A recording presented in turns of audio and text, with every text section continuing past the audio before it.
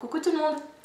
Alors, je vous fais cette petite vidéo pour essayer de répondre à un petit commentaire que j'ai eu sur YouTube, d'ailleurs merci, et puis vous raconter un petit peu mes petites péripéties, comme d'habitude mon expérience. Alors, que je vous explique un petit peu. En fait, depuis quelques temps, j'ai eu quelques retours de personnes qui... mon voisin, de personnes qui me demandaient, enfin qui me disaient que c'était compliqué pour eux de canaliser et tout, et qu'en fait quand ils nous voyaient faire, hein, que ce soit moi ou d'autres personnes qui canalisent, ça avait l'air tellement facile, et que du coup les personnes se décourageaient un petit peu. Alors je peux pas parler pour les autres, donc je vais parler pour moi, mais en tout cas pour moi, c'est pas si facile. C'est vrai que quand on regarde les autres faire, ça a l'air mais tellement facile. On se dit mais c'est inné, enfin, c'est tellement hop, ça vient, ça sort, hop là, et il n'y a pas besoin de réfléchir, il n'y a pas besoin de se concentrer, il n'y a besoin de rien. Et donc en fait pour moi, déjà je stresse énormément. Avant toutes mes séances, que ce soit guidance, contact ou autre, je stresse. Donc parfois je ressens en plus le stress de la personne qui est au bout du fil, et du coup double dose de stress. Donc déjà le stress fait que voilà, on n'arrive pas bien à se détendre, donc pour canaliser c'est plus difficile. Donc déjà ça c'est un petit blocage, on va dire ça comme ça. Même s'il passe très vite, faut le temps qu'il passe. Les doutes aussi, hein. Le fait de ne pas avoir spécialement confiance en soi, le fait de douter à chaque fois qu'on reçoit quelque chose, c'est difficile. Alors maintenant ça va un petit peu mieux parce que j'arrive à, en fait à force, j'arrive à repérer quand c'est fluide, c'est le message, et quand je sens que c'est très présent, que c'est plus lourd, c'est plus dense, ça c'est ma pensée, c'est mon mental. Mais ça c'est à force en fait qu'on arrive à se rendre compte un petit peu, même si c'est pas toujours facile, hein, mais on arrive un peu à faire la différence. Et alors, en tout cas, ce qui s'est passé pour moi, il y a une semaine à peu près, j'ai fait un mini burn-out. J'ai fait un petit... pas une déprime, mais j'en pouvais plus. Donc je vais essayer de vous expliquer un petit peu.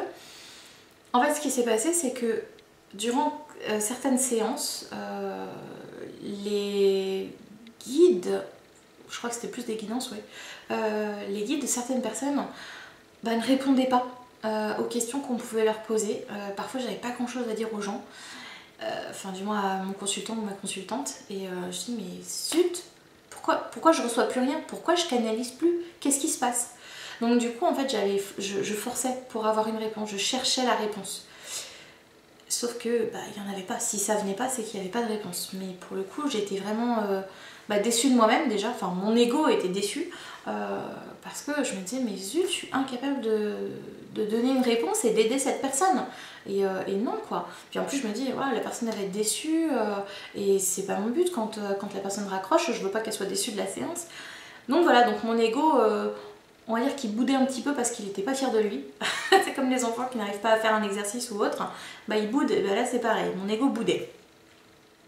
Et en fait au fur et à mesure du coup, quand il y a une séance qui se passe pas très bien, pour celle d'après, du coup, il faut le temps qu'on décompresse un petit peu de la séance d'avant, mais bon, ça enchaîne, donc c'est pas facile. Et du coup, en fait, ça s'est accumulé sur une semaine. Plus ça allait et plus j'étais en stress de me dire ça se trouve, je vais rien avoir, ça se trouve, là encore une fois, j'aurai pas la réponse à la question que la personne va me poser, etc. etc. Donc je partais dans des questions, dans l'ego, quoi. Je parlais vraiment dans les doutes et tout. Et du coup, c'est vrai qu'au bout d'un moment, ça me bloquait. Quand j'ai essayé de visualiser mon canal, je l'avais vu qui se connectait, quoi, que j'étais connectée. Sauf que en haut, au lieu de rester tout droit, ça me faisait un crochet, en fait, comme un hameçon. Donc là je me suis dit mais zut, ça se trouve c'est parce que je suis fatiguée, c'est peut-être pour ça qu'en ce moment j'ai du mal à canaliser, que c'est de plus en plus difficile pour moi de tenir ma séance, etc. Bon, je me suis dit quand même Sandra, tu sors d'une semaine de vacances, t'es fatiguée, faut pas pousser quand même. Ça suffit quoi. Et en fait, en réfléchissant, je me suis dit si ça se trouve c'est mon rythme qui me convient pas, si ça se trouve je m'accorde peut-être pas assez de temps, je m'accorde pas assez de pause, enfin bon bref, tout me passait en tête. Et puis à un moment donné, j'ai reçu un message de mon guide par le canal de Karine, d'ailleurs merci Karinette, qui en fait lui expliquait que je cherchais trop à contrôler, je cherchais trop à faire plaisir et que du coup j'étais plus du tout dans l'équilibre et la justesse parce que je cherchais tellement avec l'ego que j'étais plus du tout en canalisation. Donc mon guide m'a fait comprendre que le fait d'être dans l'attente, c'est l'attente qui crée la déception. J'étais tellement dans l'attente d'une séance qui pourrait répondre à toutes les questions, que la personne serait tellement bien juste après, que voilà, j'avais créé cette attente et du coup forcément il y avait la déception parce que en fait avant de me connecter, je demande toujours à recevoir le message le plus juste pour la personne. Pas à faire plaisir à la personne, mais d'avoir le message le plus juste. Attention quand on demande la justesse parce qu'on la reçoit à tous les coups, sauf que c'est pas toujours comme on le souhaiterait. Et donc là, pour la personne, enfin là où les personnes, il n'était pas juste de recevoir de réponse à sa question. Donc soit parce que c'était pas le bon moment, soit parce que c'était pas, fallait pas avoir la réponse et qu'il trouverait la réponse par lui-même. Mais du coup, oui, sauf que la justesse, quand on a un trou comme ça, on se dit mais zut quoi, zut, quand l'ego s'en mêle, c'est dur. Je vais vous partager une phrase que du coup que j'ai eue par le message de Karine. Alors, donc, il faut être juste en réception, se laisser traverser et ne rien attendre à dire à la personne en face, de façon à ne déclencher zéro attente, donc zéro déception. C'est l'ego qui est fâché, donc il se joue une comédie. Canaliser est inné, deviner est une façon cachée de l'ego. Oui, je pense qu'on ne peut pas mieux, on peut pas mieux résumer. Hein. C'est exactement ça, quand on canalise, on va rien chercher du tout. On se laisse complètement traverser par le message, par l'information. Ça vient comme ça, on ne sait même pas d'où ça vient, de comment ça se passe, mais ça vient, c'est comme ça. On sait, c'est tout. Par contre, quand on va aller chercher l'information, alors là c'est plus difficile. Et c'est pour ça que pendant une semaine je me suis sentie un peu fatiguée, que c'était difficile, c'était vraiment épuisant parce que finalement je me laissais plus traverser par l'information mais j'allais la chercher. Donc du coup avec mon ego et même plus avec mon canal, il faut que j'y aille, il faut que je trouve quelque chose, il faut. Donc c'est pour ça que mon canal il est un petit peu cabossé, un petit peu bosselé ce petit canal, j'en ai pas pris soin. Donc c'est hyper important en fait enfin en tout cas c'est ce que j'ai compris maintenant, de ne plus avoir d'attente, de se laisser complètement porter. Mon guide me disait aussi que, alors excusez-moi je cherche la phrase exacte, j'ai pas envie de me tromper et de dire de bêtises. Oui, il faut que je me dise que les séances ne sont pas toutes les mêmes et que je peux tout transformer, c'est-à-dire dans le sens où quand il y a une séance où la personne au bout du fil elle est un petit peu déçue parce qu'elle n'a pas eu ses réponses, enfin en tout cas les réponses qu'elle espérait entendre, il faut que je reste dans cette justesse en me disant je lui ai apporté plus juste.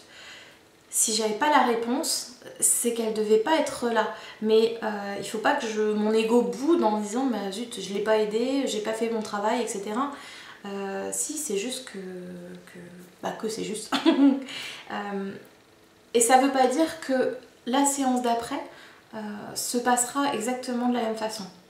Alors là, il me parle surtout pour les guidances parce qu'après, j'ai conscience, surtout pour les contacts, que toutes les séances sont complètement différentes. Je peux faire 3000 contacts, j'aurai 3000 contacts différents. Parfois on me dit mais je suis un petit peu déçue parce que quand je vois vos vidéos, parfois dans la séance il y a plein de choses, vraiment parfois ça dépasse même de plus d'une heure. Et puis là je suis un petit peu déçue, mon proche me parle pas trop et puis je sais pas, ça a duré que 45 minutes par exemple. Du coup je suis un petit peu déçue. Mais en fait je suis pas du tout maître de mes séances. Alors c'est difficile pour moi parce que j'étais quelqu'un qui était très dans le contrôle. Et là je ne contrôle rien du tout. Mais vraiment rien. Donc je peux pas forcer votre proche à me parler. Si j'ai rien qui me vient, je vais pas pouvoir forcer les choses. Enfin je vais plus le faire. Pour pouvoir essayer de meubler en fait la conversation. S'il n'y a plus rien, c'est que le message est passé. C'est que le plus important est dit. Après, ça ne veut pas dire qu'il ne veut plus vous parler ou autre. Après, c'est aussi les énergies. C'est pas facile de tenir une heure comme ça, surtout pour des défunts qui viennent juste de partir, quoi, que ça dépend. Après, on peut pas généraliser. Mais voilà, donc oui, il y a des contacts, parfois il y a des contacts qui durent que 30 minutes et des contacts qui vont durer 1h30. Mais ça dépend, ça dépend des défunts, ça dépend de plein de choses. Donc vraiment, je ne suis pas maître de mes contacts, ni même de mes guidances d'ailleurs. Je suis maître de rien, de rien du tout, je ne contrôle rien. À part l'heure à laquelle je vous appelle, c'est tout. Le début de mon rendez-vous, c'est la seule chose que je peux contrôler. Je peux même pas contrôler la fin parce que ça se trouve ça va durer 20 minutes, comme une demi-heure, comme une heure, comme 1h30. Voilà, je contrôle vraiment rien. Donc c'est un total lâcher prise et c'est ce qui est difficile à faire quand on est un canal justement, c'est de lâcher prise et de faire confiance finalement, que tout est juste et parfait. Et voilà, quand on est à fond dans le contrôle, c'est pas facile. Mais voilà. Et c'est aussi pour ça que parfois c'est pas simple de canaliser, parce que ça demande aussi une grande confiance en soi. Et quand on n'a pas confiance en soi, ça bloque. Donc voilà, donc pour répondre à la petite question, non, c'est pas toujours facile de canaliser. En tout cas, pour moi. Après, quand on se laisse complètement porter, par contre, là, oui, parce que... Après, ça paraît tellement simple qu'on se dit, bah oui, mais là, ça y est, mais oui, mais j'ai bien entendu, là, mais oui. Je me rends compte que là, c'est beaucoup plus fluide et que ça passe.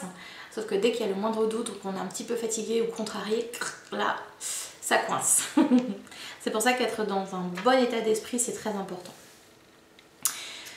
Je voulais aussi revenir sur le fait qu'on canalise tous. Il n'y a pas très longtemps, j'ai vu que le Lumineuse aussi, elle a mis un petit post, un petit coup de gueule pour justement, enfin pour plusieurs choses, mais qu'elle parlait aussi de ça, le fait qu'on ait tous des lumières, qu'on arrive tous à canaliser. Et d'ailleurs, je vous invite, si vous ne l'avez pas lu, à lire la BD de Lumineuse du coup, qui s'appelle Allô moi-même.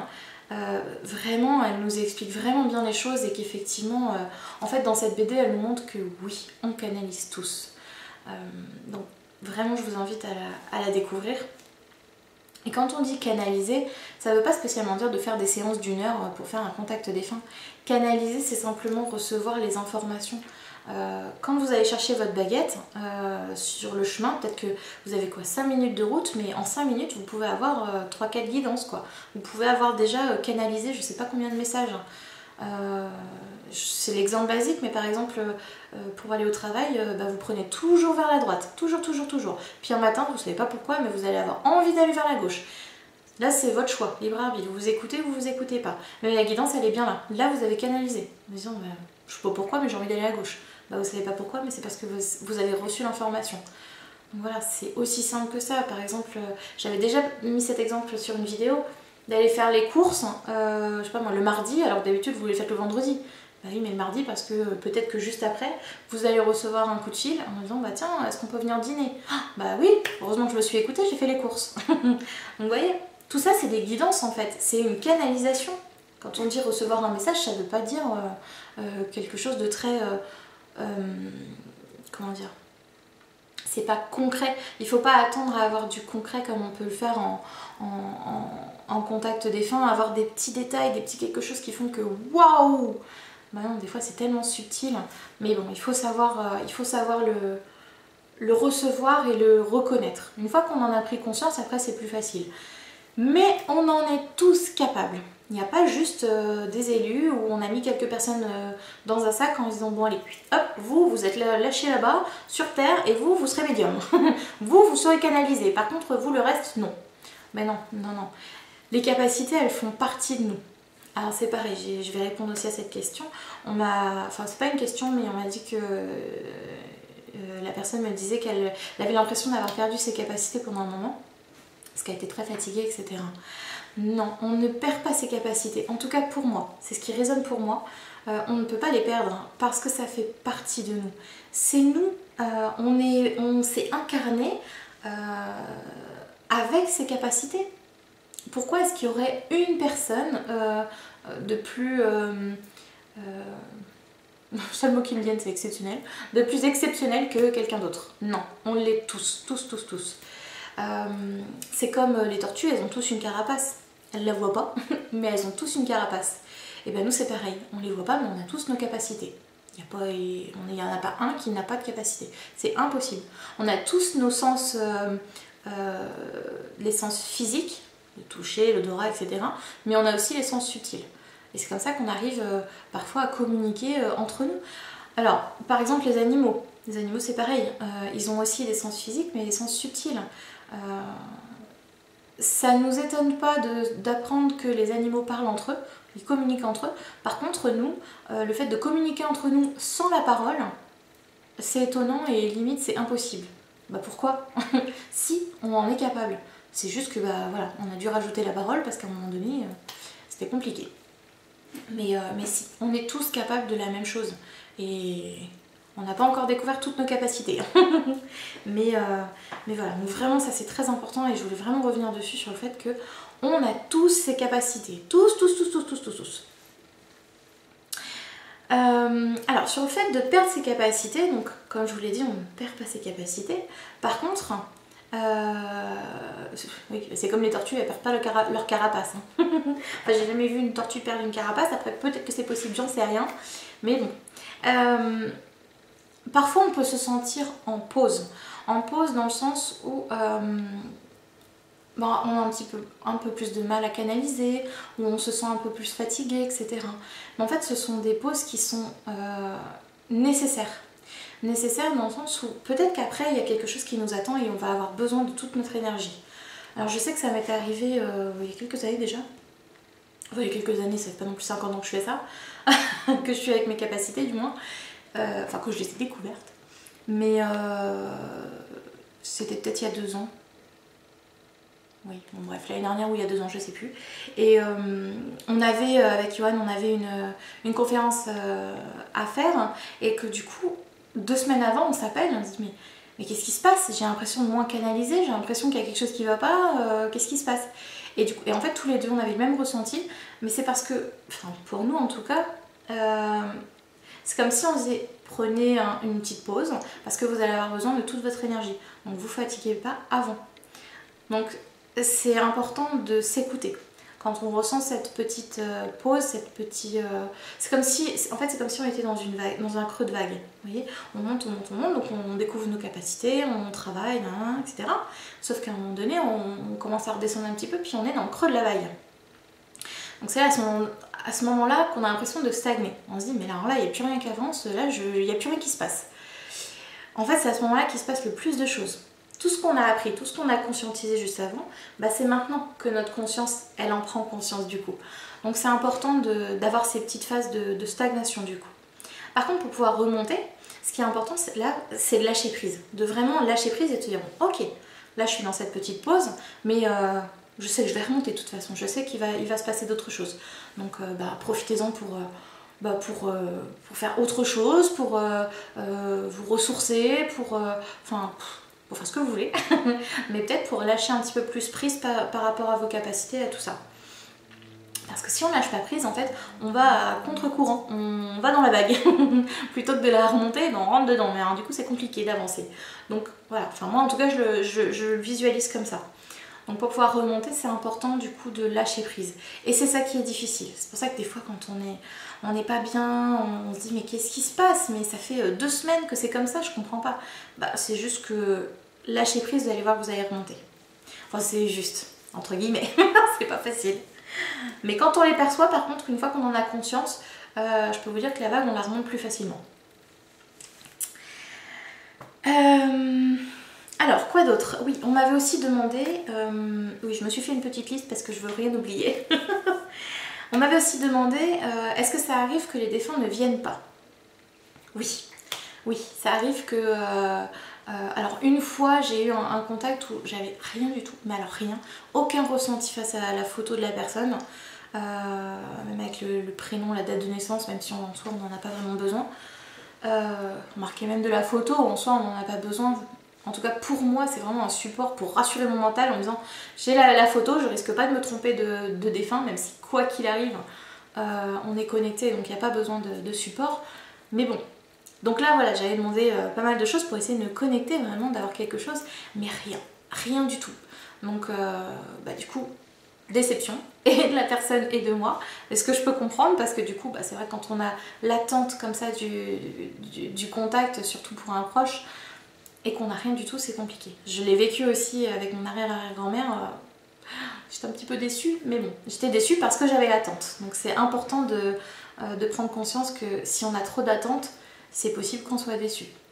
Donc c'est aussi, même si c'est pas facile, c'est aussi quelque chose qu'on doit prendre conscience juste avant la séance, de dire allez, zéro attente, je me lance, de toute façon j'accueille et je verrai bien. Après c'est arrivé qu'il y a eu des défunts peut-être 3-4 fois où les défunts sont venus. Donc on a eu des petites bribes, on a eu quelque chose, on a pu reconnaître la personne par son décès ou autre. Mais ça s'arrêtait là, il n'y avait vraiment pas grand chose, il n'y avait pas un long message, il n'y avait pas grand chose dans la séance. Donc, pareil, les personnes étaient un petit peu déçues, ce que je peux comprendre totalement. Mais voilà, comme je disais au tout début, je ne contrôle rien. Donc là, pour le coup, j'avais vraiment rien d'autre. Donc ça s'est stoppé là. Mais voilà, alors il y a plusieurs façons, plusieurs explications différentes. Soit ça peut venir de moi parce que c'est mon canal qui ne convient pas. Donc peut-être passer par quelqu'un d'autre, une autre personne qui canalise. Ça peut venir aussi du défunt, dans le sens où il a peut-être pas assez d'énergie pour descendre ses vibrations. Ou peut-être qu'il est occupé aussi, ça m'est déjà arrivé. Les guides, oui il me semble que c'était un guide qui m'avait dit non, tu ne pourras pas faire de contact avec cette personne parce que là elle est occupée. Enfin je sais plus trop ce qu'elle faisait, c'était il y a un moment déjà. Mais voilà, il faut savoir qu'on a l'autorisation de communiquer ou non. Donc parfois s'il n'y a rien, c'est qu'on n'a pas l'autorisation de communiquer avec eux. Me demandez pas plus, j'en sais rien. Je n'ai jamais été vraiment confrontée à un refus du défunt ou des guides.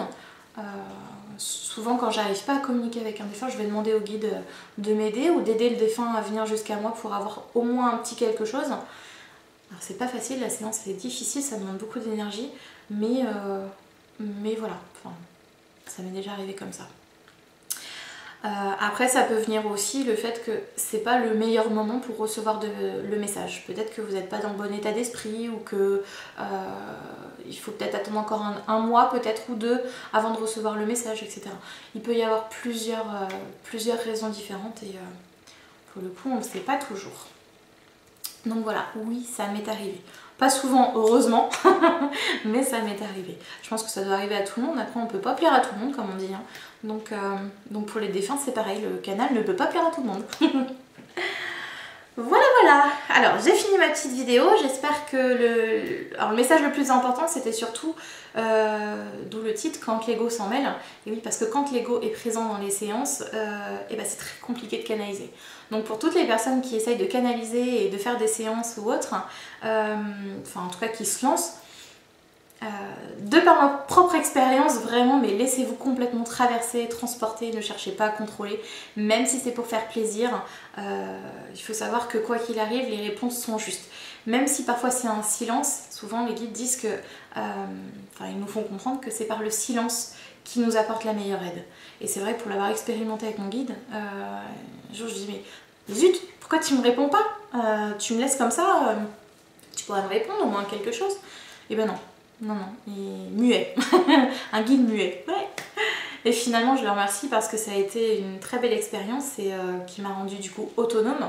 Et plutôt que de m'accrocher à lui, à ses validations, à ses confirmations ou autres, du coup, je me suis laissée complètement porter. Pas le choix. Et finalement, ça m'a apporté énormément. Donc, parfois, le silence, c'est frustrant, mais c'est la meilleure aide qu'il nous apporte. Il nous aime tellement que c'est pas qu'il nous laisse tomber, bien au contraire. Bien au contraire. Il nous aime et il nous porte comme ça. Donc même si c'est pour faire plaisir à la personne, il faut garder en tête que tout est juste. Tout est juste. Et comme je le dis tout le temps, tout est parfait. Donc même s'il n'y a pas de silence, même s'il y a un silence et pas de message, finalement le message il est quand même là. Il faut juste le voir. Voilà. Allez, je vous laisse tranquille. Je vous fais plein de gros bisous. Merci encore à tous ceux qui regardent mes vidéos, vraiment. Vous êtes nombreux à me suivre, que ce soit sur YouTube ou sur Facebook, et jamais j'aurais cru ça possible. Donc vraiment merci du fond du cœur. Je vous embrasse, prenez soin de vous et à très vite.